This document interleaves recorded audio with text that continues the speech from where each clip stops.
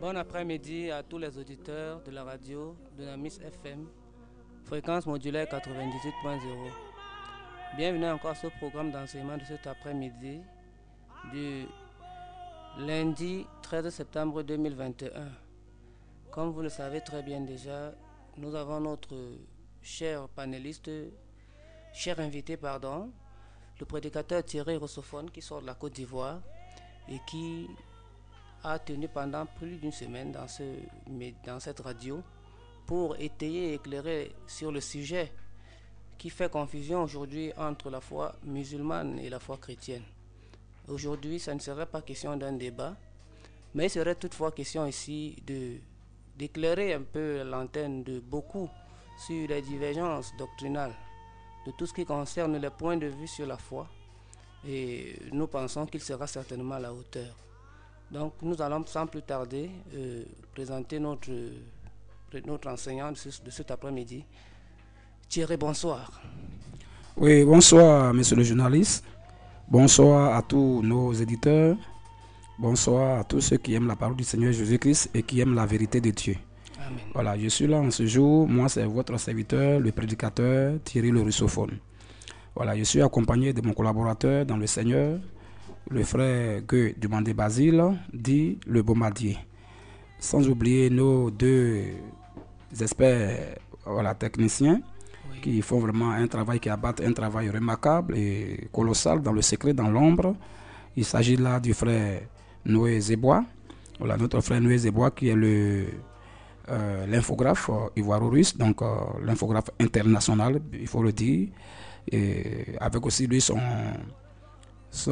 homme de main, je vais dire son collaborateur aussi, oui, voilà, du nom de Méledge Jean, voilà, Marcel, qui est aussi là, qui est un technicien vraiment tout fait, tout flamme, donc qui est polyvalent, ça veut dire que dans tous les domaines des sensors, lorsque nous sommes en face des gens on doit faire un débat très sérieux, lui-même déjà, même il peut s'ériger directement en lecteur, même en dénonciation. Lorsque vous voyez nos vidéos sur notre page Facebook et notre chaîne YouTube, il attaque, il répond aux questions, il fait débat. En tout cas, il est au complet.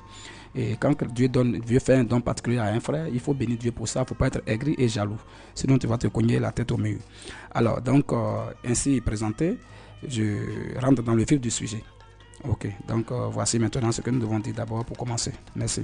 Ok, merci Thierry. Je vais sans doute présenter déjà les différents sujets que nous allons débattre cet après-midi. Oui. Nous allons débattre déjà sur le parler en langue. Oui, oui, le véritable parler en langue selon la Bible. Voilà, oui. On va enseigner sur le parler en langue, oui, oui, avec toutes les questions que cela peut impliquer. Oui. Nous allons également enseigner sur le voile et la femme, avec toutes les questions que cela peut impliquer également. Oui. Et nous allons terminer l'enseignement sur les démons. Oui. Qu'enseigne la Bible au sujet des démons? Doit-on les chasser? Doit-on les écraser? Doit-on délivrer les gens? Oui. À répétition, comme on le voit d'accoutumée dans nos mouvements dits pentecôtistes de nos jours. Oui. Donc en fait, nous pensons que nous allons étayer sur tous ces différents sujets. Alors Thierry, nous vous donnons la parole pour... Ok. Merci beaucoup, monsieur le journaliste. Alors, sans plus tarder, nous allons rentrer dans le vif du sujet. Vous avez déjà présenté le sujet, déjà de façon limpide. Alors, le thème qui nous réunit ce jour, c'est le véritable parler en langue selon la Bible. Oui. Pas selon les hommes, pas selon les credos et les dogmes, mais selon Dieu. Le deuxième thème, c'est le voile de la femme selon les Saintes Écritures. Qu'est-ce que le voile de la femme? Alors nous allons décortiquer depuis l'Ancien Testament jusqu'au Nouveau Testament pour voir ce qu'on appelle le voile de la femme selon Dieu lui-même. Et le troisième et dernier sujet, c'est maintenant que devons-nous faire des démons? Donc les chrétiens, que devons-nous faire? Comment devons-nous agir lorsque nous sommes en face des cas de possession, de délivrance, tout ça? Que devons-nous faire des démons? Quelles paroles nous devons dire à ces esprits-là que Jésus nous a ordonné de dire? Donc nous allons aussi essayer de voir également de tout ça concernant nous, les chrétiens et les démons, et ainsi que les chrétiens, que sera aussi l'attitude des chrétiens, voilà, en face de Satan. Parce qu'il y a les démons et puis il y a Satan. Vous voyez un peu? Voilà, donc voici un peu de quoi nous allons parler aujourd'hui, ces trois sujets fondamentaux sur lesquels nous allons échanger avec la Bible à l'appui. C'est notre boussole. Merci Oui. beaucoup. Ok, donc très rapidement, nous allons donc introduire sur le premier sujet qui est le parler en langue. Oui, oui. Alors, déjà, c'est quoi le parler en langue selon la Bible? Merci beaucoup. Alors, le premier sujet déjà, c'est le parler en langue selon Dieu. Nous allons rentrer dans les Écritures pour voir 1 Corinthiens. Pour ne pas perdre le temps, on rentre déjà dans le sujet, puisque nous avons beaucoup de points à débattre, à déballer. Alors, le premier sujet déjà, c'est le parler en langue. Qu'est-ce que c'est selon Dieu? Alors, 1 Corinthiens chapitre 14, verset 2.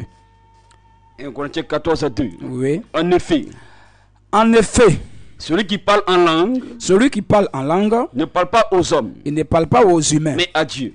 Excusez-moi une seconde. Cette chaise-là fait beaucoup de bruit. Là. Trop de bruit même. Je sais pas pourquoi ça fait bruit depuis là.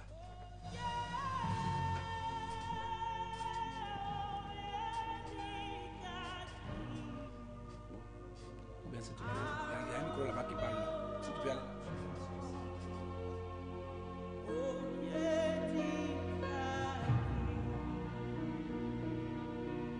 Your name is holy.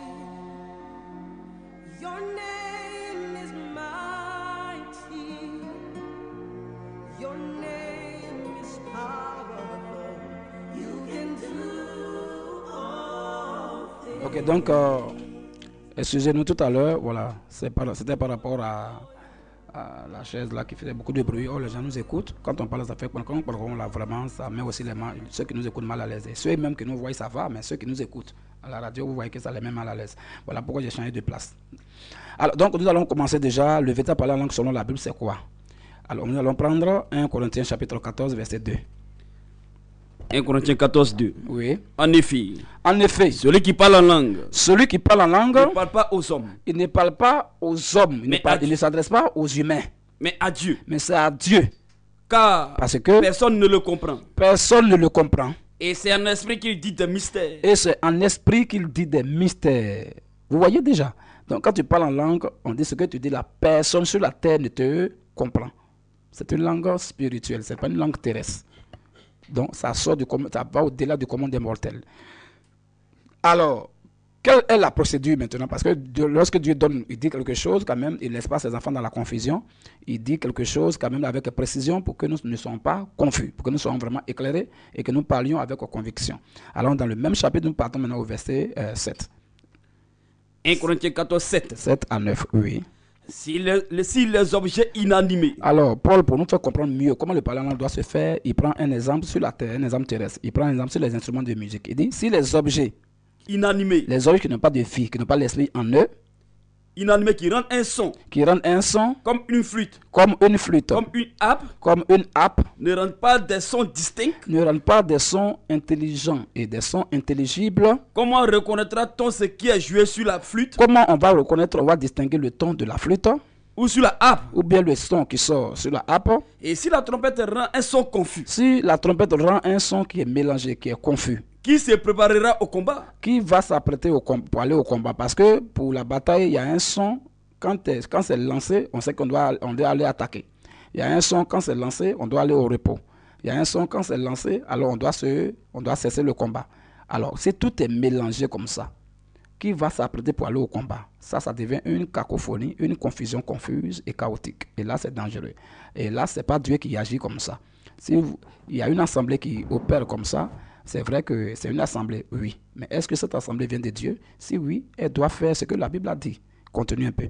De même vous les humains. Si par la langue, vous ne donnez pas une parole distincte, en d'autres termes, une parole intelligente, une parole qu'on doit comprendre, oui. Comment saura-t-on ce que vous dites? Comment on va savoir ce que vous êtes en train de dire là dans le bruit? Parce que vous parlerez en l'air. En ce moment-là, vous parlerez en l'air. Donc vous voyez que déjà qu'il y a le parler en l'air dans la Bible et puis il y a le parler en langue aussi dans la Bible. Donc voilà, c'est deux sortes de parler en langue. Celui qui ne parle pas en langue, il parle en l'air. Celui qui parle en l'air, il ne parle pas en langue. Et celui qui parle en langue, comment ça se fait? Et celui qui parle en l'air, comment ça se fait? C'est celui qui parle dans le désordre. On ne sait même pas ce qu'il dit. Il fait du bruit sur lui, il coule sur lui. Il finit, on dit papa sois béni, maman sois béni. Et ils s'en vont. quelqu'un qui t'a lancé dans une confusion chaotique, qui a parlé dans le bruit, dans le désordre, tu n'as rien compris de ce qu'il a dit, lui-même qui a parlé n'a rien compris, et on dit il soit béni. Non, on ne bénit pas quelqu'un parce qu'il faut bénir. Je te dis que si vous rentrez dans une maison, saluez-la et dites que la paix soit avec toi. S'il y a des gens dans la maison qui méritent la paix, qui sont des enfants de paix, la paix va sur eux. Mais s'il y a personne qui est digne de cette paix-là, votre paix retournera à vous. Donc on ne bénit pas quelqu'un parce qu'on est rassasié, on bénit quelqu'un parce que la bénédiction vient de Dieu et c'est parce que Dieu nous l'a dit. Vous voyez un peu? Alors on va maintenant aller au verset 11 jusqu'au verset 13. Verset 11. Oui. Jusqu'au verset 13. Donc ceux qui parlent en langue, on ne comprend rien. La Bible ne parle pas en langue, ils parlent en l'air, dans le bruit, dans le désordre. Vas-y. Si donc, je ne connais pas le sens de la langue. Si donc je ne connais pas le sens de la langue. Je serai un barbare. Je serai un barbare. Pour celui qui parle. Pour celui qui parle. Je serai un barbare pour celui qui parle, oui. Et celui qui parle sera un barbare pour moi. Et celui qui parle également sera un barbare pour moi. Puisque je parle, il ne comprend rien. Moi aussi, je ne comprends rien. Il est là. Bon, vous voyez, c'est la barbarie spirituelle. C'est pas bien. Vas-y. De même vous. De même vous. Puisque vous aspirez au don spirituel. Puisque vous aspirez au don spirituel. Que ce soit pour l'édification de l'église. Voilà. Que ce soit pour l'édification des fils de Dieu. Parce que si tu parles qu'on n'a rien compris, celui qui n'a rien compris n'a pas été édifié. Si moi je viens ici, je me mets ici, pendant que je parle avec le journaliste, je commence à parler dans une autre langue que le journaliste ne comprend pas. Je parle notre dialecte de chez nous. Je parle, il ne comprend pas. Je serai un barbare pour lui. Parce qu'il ne comprend rien. C'est une cacophonie, c'est un désordre. C'est pas bon. Dieu, c'est pas l'Esprit de Dieu qui opère comme ça. Vas-y. Que ce soit pour l'édification de l'église. Que ça soit pour... Quand on parle de l'édification des fils de Dieu, ça veut dire que ce que tu dis, il comprend, il est édifié. Il dit Amen. Parce qu'il a compris ce que tu as dit. S'il n'a rien compris, il ne peut pas dire Amen. Vas-y. Que vous cherchiez à en posséder abondamment. Oui. C'est pourquoi. Que celui qui parle en langue. Que celui qui parle en langue là. Prie pour avoir le don d'interpréter. Il faut qu'il prie aussi Dieu pour avoir le don d'interpréter. Parce que le parler en langue est un don. L'interprétation aussi est un don. On peut avoir le don de parler en langue et ne pas avoir le don d'interpréter. Vous voyez? On peut aussi avoir le don d'interpréter et ne pas avoir le don de parler en langue. Quelqu'un parle et Dieu, toi, tu interprètes par rapport à l'inspiration de Dieu. Vous voyez comment ça se fait? Voilà pourquoi, quand la langue n'est pas suivie d'interprétation, ça devient une fausseté, ça devient une cacophonie et ça devient du tohu-bohu, du désordre absolu. C'est pas bien. On continue toujours au verset 22 jusqu'au verset 23. Verset 22 à 23. Oui. Par conséquent, les langues sont un signe. Les langues sont un signe. Non pour les croyants. Non pour les chrétiens. Mais pour les non-croyants. Même pour ceux qui n'ont pas cru. La prophétie. Au contraire. Est un signe. Est un signe. Non pour les non-croyants. Non pour les païens. Mais pour les croyants. Même pour ceux qui croient. Si donc, dans une assemblée de l'église entière. Très bien, nous partons au fur et à mesure. Nous arrivons maintenant dans le nerf même du sujet. Si donc dans une assemblée de l'église entière, tout se parle en langue. Tout le monde, a commencé par le pasteur, en passant par le guitariste, le pianiste, en passant par le groupe musical ou bien la chorale, jusqu'au dernier fidèle. Tout le monde parle en langue. Et qu'ils se souviennent des hommes du peuple. Et qu'au même moment qu'ils parlent dans le bruit, dans le cafouillage là, ils se souviennent des hommes du peuple. Ou des non-croyants. Ou des gens qui ne sont pas croyants. Ne diront-ils pas que vous êtes des fous? Ils vont dire qu'on a croisé aujourd'hui l'église des fous. Nous avons affaire à des fous. Parce que Dieu n'est pas un Dieu de désordre. Et quand tout le monde parle comme ça, plus de la moitié de l'assemblée parle. Parce que si tu ne parles pas, on dit que tu n'as pas le Saint-Esprit. Non. Le Saint-Esprit, le parler en langue est un don. Et Dieu donne les dons, il partage les dons dans son assemblée. Tu peux avoir le don de parler en langue, je peux ne pas l'avoir et avoir un autre don. L'autre peut avoir le don d'interpréter, je peux ne pas l'avoir, lui peut avoir le don de prophétie. Dieu partage, il ne donne pas à tout le monde. Parce que Dieu, c'est l'intelligence et la sagesse. Alors, ici, il donne à tout le monde. Alors, vous allez voir qu'il va y avoir du cafouillage. Pour ne pas qu'il y ait cafouillage, Dieu ne donne pas à tout le monde, il donne à chacun. Et celui à qui Dieu donne, c'est lui qui le pratique. Je vais parler de ce don.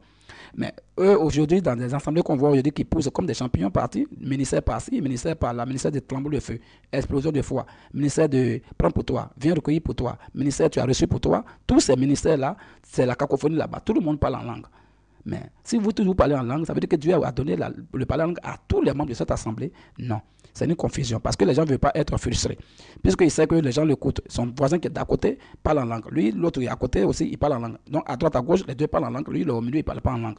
Pour ne pas qu'on se moque de lui, alors il va écouter. Juste, il va mettre un petit silence de 2 minutes, ou bien 2 minutes, il va écouter. Quand il va finir de capter, il va maintenant commencer aussi à réciter, à imiter. Or, il n'a pas le don de parler en langue, mais il imite pour ne pas être frustré. Pourquoi? Parce que leur pasteur, leur dirigeant, leur ont dit que si tu ne parles pas en langue, tu n'as pas le Saint-Esprit.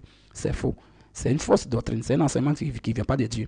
Je peux avoir le parler en langue, être sauvé à 1000%, et puis ne jamais parler en langue parce que je n'ai pas ce don. Si je vais forcer, je vais imiter, je vais mentir.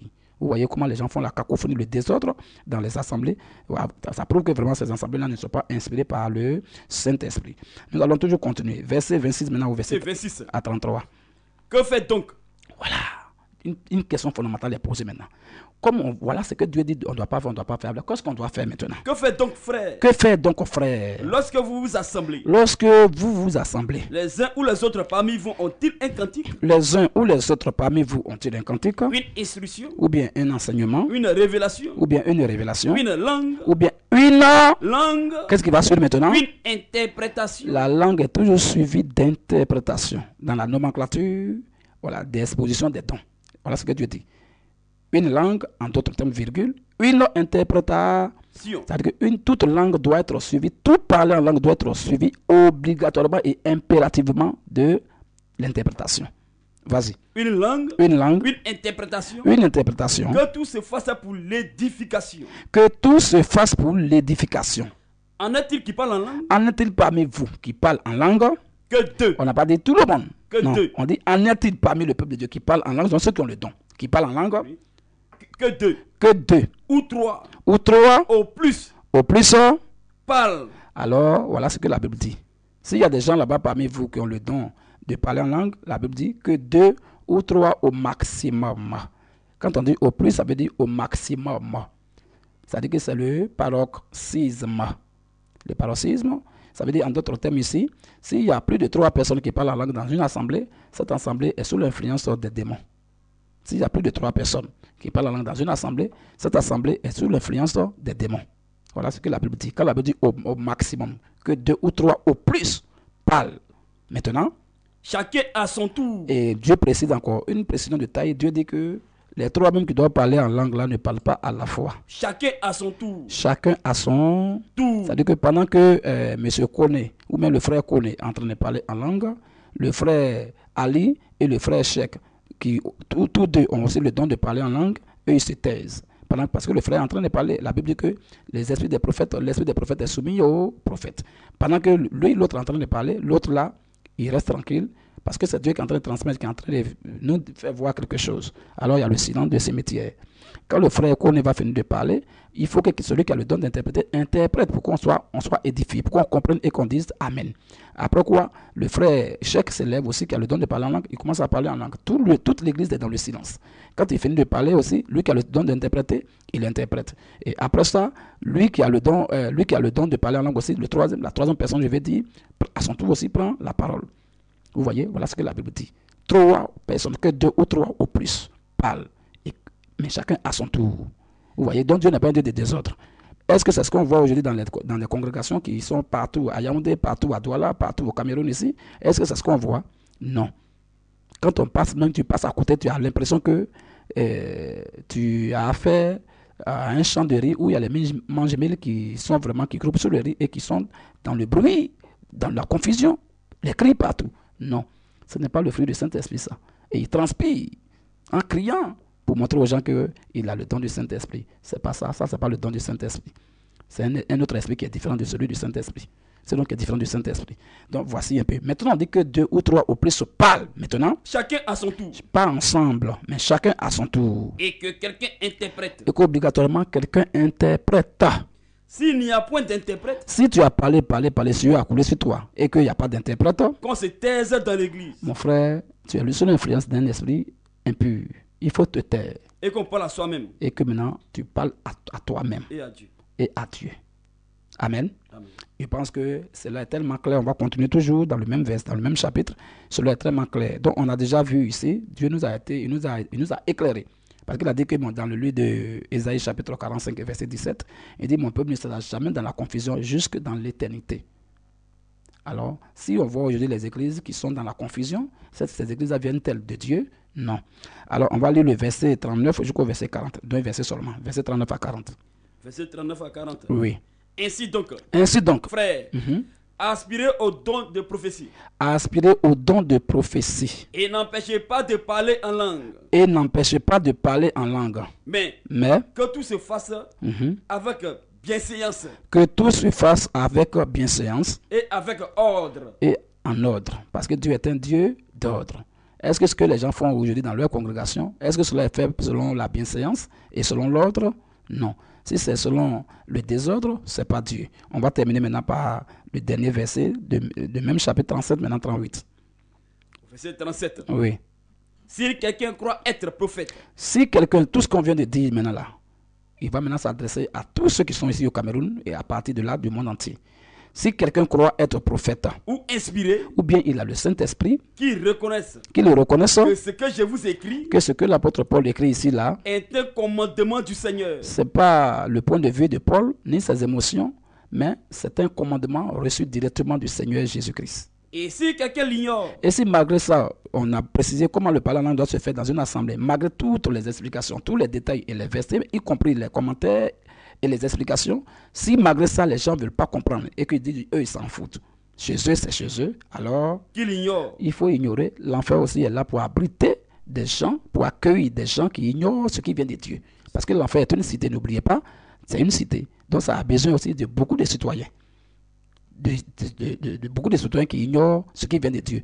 Quand un enfant de Dieu, quelque chose qui vient de son Père, de Dieu, il dit Amen. Il dit Amen parce que ça vient de Dieu. Mais celui qui ne dit pas Amen à ce qui vient de Dieu, c'est que son Père est quelque part. Donc voici un peu en gros ce que nous pouvons dire déjà sur le parler en langue. Mais on va dire quelque chose, voilà. Si vous voulez dire quelque chose, d'abord je vous écoute. Voici d'abord ce qu'on on voulait dire d'abord concernant le parler en langue. Que le Seigneur vous bénisse. Ok, merci beaucoup Thierry, Oui. prédicateur. Déjà je vais passer les contacts. Parce que certainement les auditeurs qui nous écoutent ont des préoccupations. Alors ils peuvent envoyer un SMS au 699 93 31 02. 699 93 31 02. Oui, je vais répéter les contacts pour les auditeurs qui nous écoutent, qui ont certainement besoin de poser leurs préoccupations. Ils peuvent faire cela au 699 93 31 02. 699 93 31 02. Alors, la question que je voudrais commencer à poser, déjà, du moins c'est la première, comme j'ai bien écouté l'exposé tout à l'heure, je voudrais savoir, est-ce que il s'agit ici d'une langue déjà connue dont on doit parler tous, ou alors il y a une langue spécifique dont personne n'est... En fait, parce que je ne sais pas comment ça s'explique. J'ai entendu tout à l'heure que tout le monde doit parler une langue. Vous pouvez redonner le contact, s'il vous plaît, puisqu'il y avait un petit souci tout à l'heure. Si vous pouvez redonner le contact, s'il vous plaît. Ok, d'accord. Les contacts pour les auditeurs qui veulent poser leurs préoccupations par SMS uniquement, c'est le 699 93 31 02. Le 6 99 93 31 02. Alors Thierry, pour vous relancer, je voudrais savoir, la question que je pose déjà, est celle-ci. Vous avez parlé tout à l'heure, enfin vous avez lu les versets bibliques qui décrivent le parler en langue, de comment est-ce que cela doit se tenir au sein de l'Église. C'est ça. Alors la question est de savoir, la langue dont on doit parler est une langue qui est localement connue, ou alors c'est une langue qui est attribuée à Dieu, mais dont la révélation sera donnée pendant, en fait, pendant l'instant où on est en train de parler. J'ai bien saisi votre question, je réponds directement par un verset de la Bible. Alors, cette langue n'est pas une langue locale, parce que une langue locale dans laquelle on s'exprime, on n'a pas besoin d'être interprété. Toi, tu es camerounais, tu parles français, je parle en français, est-ce qu'il peut y avoir un intermédiaire entre nous pour interpréter ce que je dis? Non. Alors, ce n'est pas une langue locale, c'est une langue spirituelle. Une langue qui n'est pas, même celui qui parle ne comprend pas. On va lire dans la Bible. 1 Corinthiens 14, 2. 1 Corinthiens 14, verset 2. En effet, celui qui parle en langue ne parle pas aux hommes. Il ne parle pas aux humains. Mais à Dieu. Mais c'est à Dieu. Car parce que personne ne le comprend. Personne des hommes sur la terre ne le comprend. Et c'est un esprit qui dit des mystères. Et c'est un esprit qui dit des mystères. Voilà ce que la Bible dit. Donc ce n'est pas une langue locale.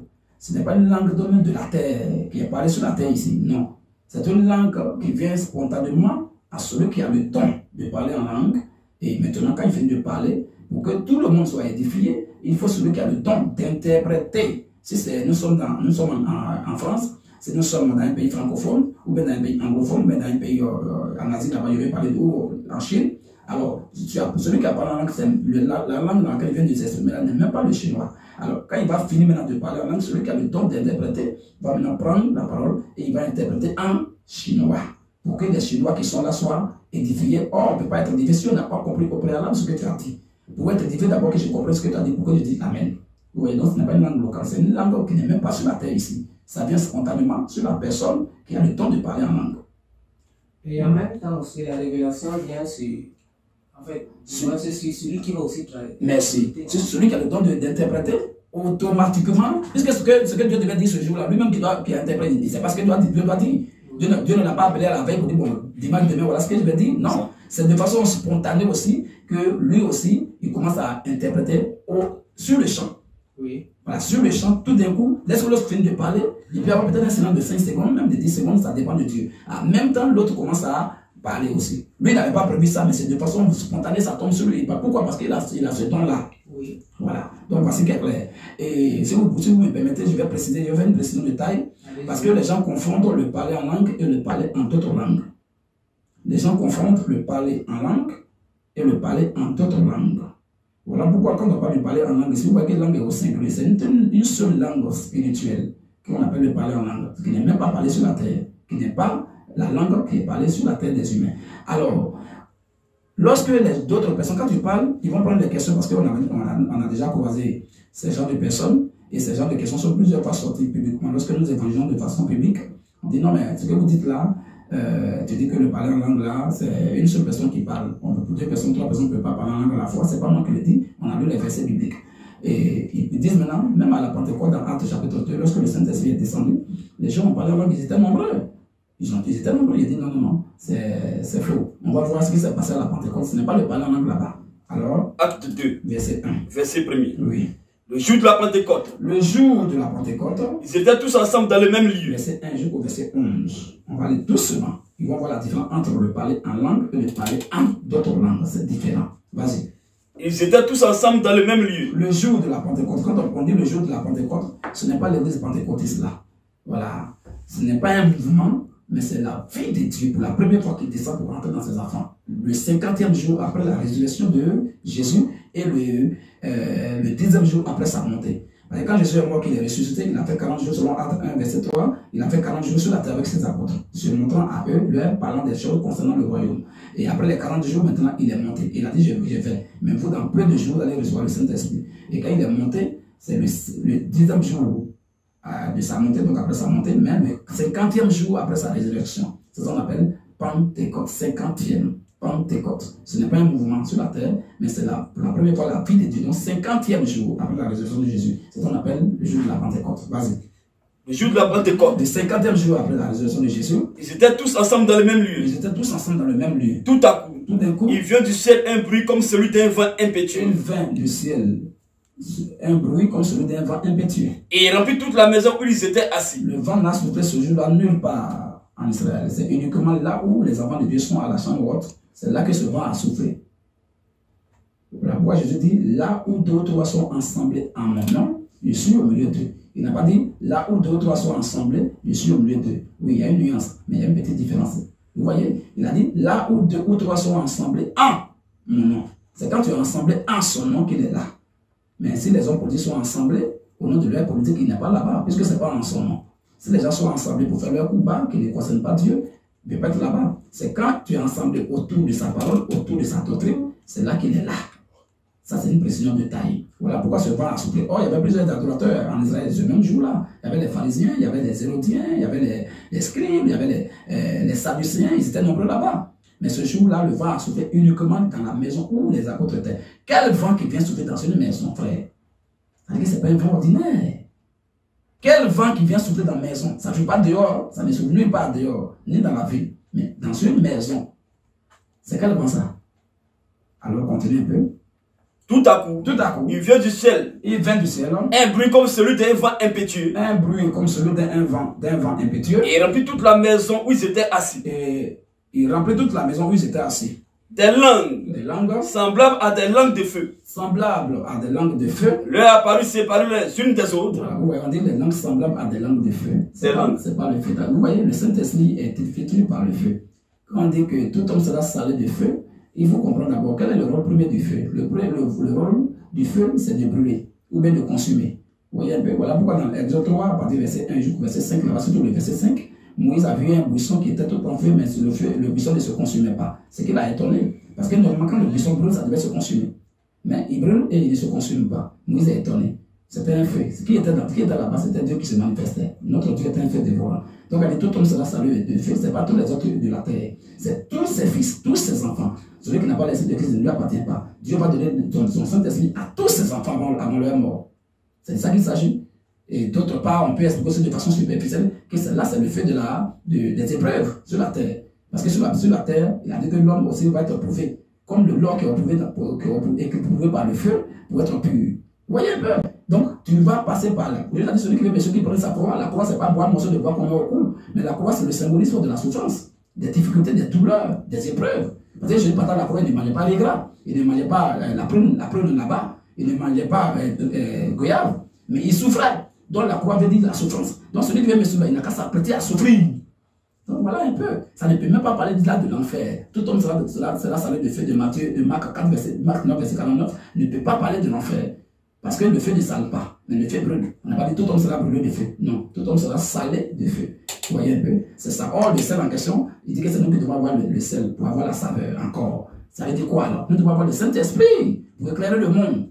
C'est par le Saint-Esprit qui est en nous que nous éclairons le monde. Ça, c'est juste une petite parenthèse pour nos frères musulmans qui ne voient pas. En tout cas, ils voient fait, ils pensent que c'est enfer. Non, c'est pas enfer. Alors, on va continuer maintenant. C'est toi. Oui. Des langues semblables à des langues de feu. Oui. Leur apparu séparées les unes des autres. Oui. Et se posaient sur chacun d'eux. Et se posaient sur chacun d'eux. Et ils furent tous remplis du Saint-Esprit. Et ils furent tous remplis du Saint-Esprit. Et se mit à parler en d'autres langues. Et se mit à parler en d'autres langues. En d'autres langues. Frère, l'infographe international, s'il te plaît, il y a un appel que je reçois là directement sur mon téléphone. Tu vas aller répondre là-bas. Ben, si tu peux, je sais pas si c'est pour un auditeur. Oui, il faut mettre là, pour voir d'abord si c'est pour nous parler. Vas-y, parle. Voilà. Donc, voici un peu de quoi il s'agit. Alors, vas-y. Et ils furent tous remplis du Saint-Esprit. Et ils furent tous remplis du Saint-Esprit. Et se mit à parler en d'autres langues. Et se mit à parler en langue. En d'autres langues. Et se mit à parler en langue. En d'autres langues. En d'autres langues. Tu devais placer bien le truc. Là, quand il y a bruit, tu fermes. Là, tu ne fais pas te déplacer. Oh, il y a bruit. Ok. Donc, ils se sont mis à parler en d'autres langues. C'est les langues de la terre.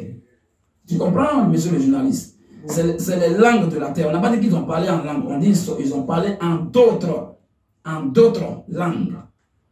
Quand on dit en d'autres langues, ça veut dire que c'est plusieurs langues. Or, pour ce qui est, pour Dieu, là, c'est le parler en langue, là, c'est une seule langue. On a trois langues au singulier. Mais ici, on dit, ils se sont mis à parler en d'autres langues. Et on n'a pas besoin d'interpréter, on n'a pas besoin d'interprétation. Vas-y, continue. Il s'est mis à parler en d'autres langues. Il s'est mis à parler pas en langue, mais en d'autres langues. Selon que l'Esprit leur donnait de s'exprimer. Oui, selon que l'Esprit leur donnait de s'exprimer. Continue jusqu'au verset 11, oui. Il y avait un séjour. Il y avait un séjour. À Jérusalem. Il y avait un séjour à Jérusalem. Des Juifs. Des Juifs. Hommes pieux. Hommes pieux. De toutes les nations. De toutes les nations. Ils sont sous le ciel. Vous voyez, on dit non, Jésus est venu uniquement pour les Juifs, uniquement pour Israël. Là, ce jour-là, on dit tous ceux qui étaient pieux, qui sont sous. On va vous lire le verset. Or, oui. Il y avait un séjour. Oui. À Jérusalem, oui. Des Juifs, hommes pieux, de toutes les nations, qui sont sous le ciel. Qui sont sous le ciel. Le Cameroun n'est-il pas? N'est-il pas sous le ciel? Oui, à quel pays? Les États-Unis ne sont-ils pas sous le ciel? Le Canada n'est-il pas sous le ciel? Les pays africains ne sont-ils pas sous le ciel? Donc là, on parle de tout le monde. Ce n'est pas seulement les Juifs. Continue un peu. Au bruit qui eut lieu. Au bruit qui eut lieu. La multitude. Que chacun les attendait. Parce que c'est une seule langue de Dieu. Mais là, chacun les attendait parler dans sa propre langue. Vas-y. Ils étaient tous dans l'étonnement. Ils étaient étonnés. Et la surprise. Et à la surprise. Et ils se disaient les uns aux autres. Oui. Voici des gens. Voici. Voici des gens. Oui. Qui parlent. Ne sont-ils pas tous des Galiléens? Voici des gens qui parlent. Ne sont-ils pas tous des Galiléens? Ne sont-ils pas tous des Galiléens? Et comment les entendons-nous dans notre propre langue à chacun? Comment les entendons-nous dans notre propre langue à chacun? Dans notre langue maternelle. Oh, le parler en langue n'est pas une langue maternelle de quelqu'un. Voilà. Dans notre langue maternelle, et on va citer maintenant ces langues en question. Pat, Médès, Mède. Élamite. Quand on parle des Mèdes et les Perses là, c'est ici, vous le savez bien. Vas-y. Élamite. Élamite. Ceux qui habitent la Mésopotamie. Pas ceux qui habitent au ciel, mais ceux qui habitent sur la terre en Mésopotamie. La Judée. La Judée. La Cappadoce. Tous ces pays sont sur la terre. Toutes ces cantons sont sur la terre. Vas-y. Le pont. Le pont. L'Asie. L'Asie. La Phrygie. Le continent asiatique, c'est pas au ciel, mais c'est sur la terre. La Phrygie. La Pamphylie. La Pamphylie. L'Égypte. L'Égypte, c'est ici, un pays africain, ce n'est pas là-bas au ciel. Vas-y. Le territoire de la Libye voisine. La Libye, c'est sur la terre ici, continue. De Cyrène. Oui. Et ceux qui sont venus de Rome. Ceux qui sont venus de Rome, c'est sur la terre. Juifs. Juifs. Et prosélytes. Et ceux qui ont embrassé la foi judaïque. C'est ce qu'on appelle les prosélytes. Il y a des gens qui se comportent comme des Juifs par rapport à la foi, par rapport au judaïsme. Ce sont les prosélytes. Continue un peu. Crétois. Et Arabes. Et Arabes. Même les Arabes, les musulmans étaient représentés là-bas ce jour aussi. Comment les entendons-nous parler? Oui. Dans nos langues des merveilles de Dieu. Dans notre langue des merveilles de Dieu. Donc, voici un peu la différence entre le parler en langue et le parler en d'autres langues. Ça, les gens les entendaient et le comprenaient en même temps dans leur langue maternelle. Mais le parler en langue, quant à lui, c'est une langue de Dieu. Il faut forcément qu'il soit suivi d'interprétation. Donc, voilà quelque chose concernant le premier sujet. Comme on a 3 sujets sur lesquels on va se poser, voici le premier sujet d'abord. Voilà, le véritable parlant nous selon Dieu. Ok, merci prédicateur Thierry. Je crois que les auditeurs ont très bien entendu. Vous m'avez arraché la question de la bouche, qui était de savoir la différence entre le parler en langue et le parler en d'autres langues. Il faut dire que j'allais vous interroger là-dessus à propos. Mais nous allons quand même dire ici toutefois que nous retenons que le parler en langue selon la Bible ou selon Dieu, ici, doit se faire dans l'ordre. C'est bien cela, non?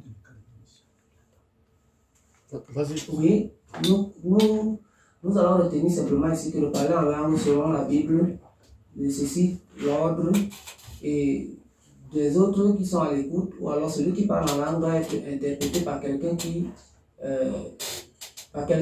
à qui a le don, bien sûr, d'interprétation. Et nous faisons aussi la différence ici sur le parler en d'autres langues, qui sont des langues terrestres, et le parler en langue, qui est la langue selon Dieu, qui n'est pas la langue des hommes.